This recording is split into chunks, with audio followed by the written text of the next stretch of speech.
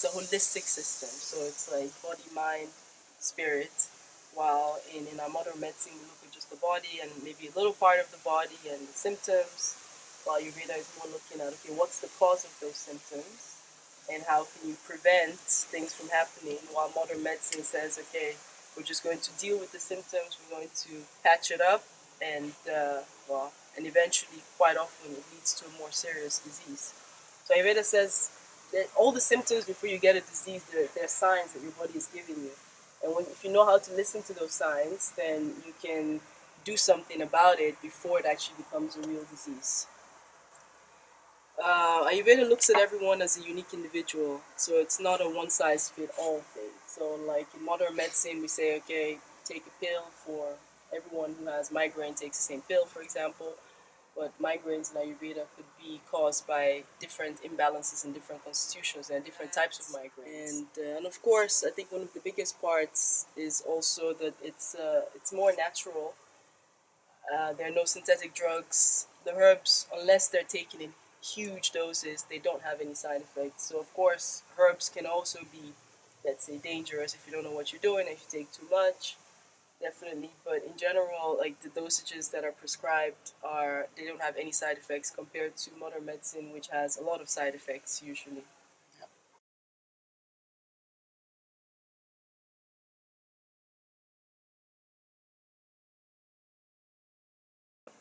So the five elements in Ayurveda, they make up everything around us. So everything in nature, including us, is made up of five elements, and we don't see it as five elements like the subtle elements, but they're more the qualities of those five elements come back in everything in nature. So earth, for example, earth is very heavy, very dense. It's very difficult to move the earth. It's very stable, very solid, and those, like, let's say those qualities you find back in someone who has more of a kapha nature, because they're predominantly earth element, earth and water. And water tends to be, well, very flowy, liquid, oily, moving. So like a lot of kapha people tend to get allergies, problems with mucus, and so on.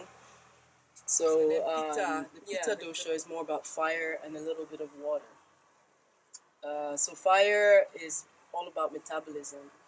So metabolizing, transforming. So fire, if you look at like our digestive fire, or any fire in general, fire that we use to cook, for example, it transforms one thing to another, basically.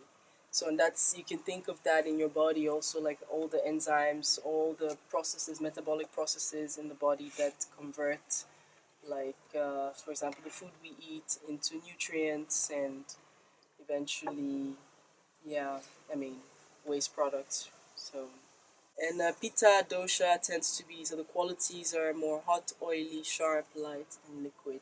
So it also matches with qualities of fire, basically, because fire is quite light, it's hot, it's also oily. If you see that, the oily part, but a lot of people with Pitta dosha tend to have very oily skin, tend to have acne, for example. And Vata is all about movement. So Vata actually is responsible for moving the other two doshas.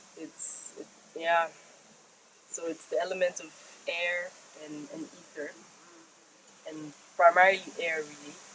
So the air dominance makes it very mobile, very cold, very light, very dry, and that those qualities you see that in yourself, but also in other things, in foods, in I mean, I think you even see them in animals as well. So you see the differences. We're going to go into that a little bit more, what the differences are in terms of qualities and how you can see that in your body and in your mind. Can I ask you something? You said very nicely yesterday. You said that Vata moves everything, Pitta processes everything, and Kapha, what was it? And Kapha binds everything. Kapha is the structure that holds everything together. Yeah.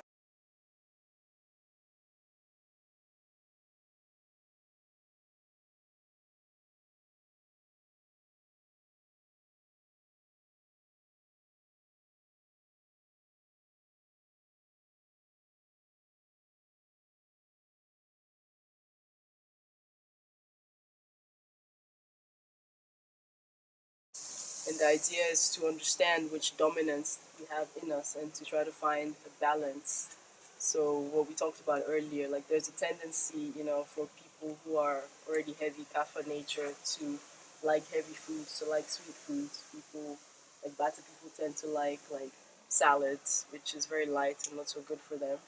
It's understanding that and trying to balance, to realign yourself with nature basically. So we look at your frame, your skin, your hair, your face. There are many, many aspects that help to determine which dosha you are. And sometimes, your skin can be more pitta while your frame can be more vata, for example. But at least by having an idea of what these qualities are, then you can also assess yourself better, basically. So, like, a vata person is extremely thin. Uh, in most cases, people that find it really difficult to put on weight and they eat quite a lot, but they hardly ever put on weight. And their bones stick out, and you hear cracking bones when they stand up or sit down. So, and you see some people, really extreme vata people, extremely thin. But there's also variations in that, in the sense of how thin they are. It tends to be underdeveloped uh, body structure. The skin is then like thin, dry, cold, dull, and tends to crack easily. So people need lots of oiling. Usually, vata people. Hair is also usually very coarse and dry, very wavy. The face, usually more small features. Everything above vata is a little bit smaller than average. So thin lips, small eyes, like, usually longer faces. So I have quite a vata face myself. I have a long chin. you know? So, and Pitta is somewhere in between normally. Like Pitta is moderate, so quite well developed muscles, moderate build, usually feeling very warm, very oily. So we talked about that as well. People that are comfortable around 25, 26 degrees at the most, and anything higher gets too hot. Tend to have also a lot of problems with the skin, with inflammation because of the oiliness, and in the face, reddish like cheeks, reddish hue on the face in general. That's all the red of the fire. And so Kapha people tend to be very quite heavy built, very good stamina, big bones. Let's say they don't necessarily have to be fat, but there's a tendency to be overweight because it's easy for them to put on weight.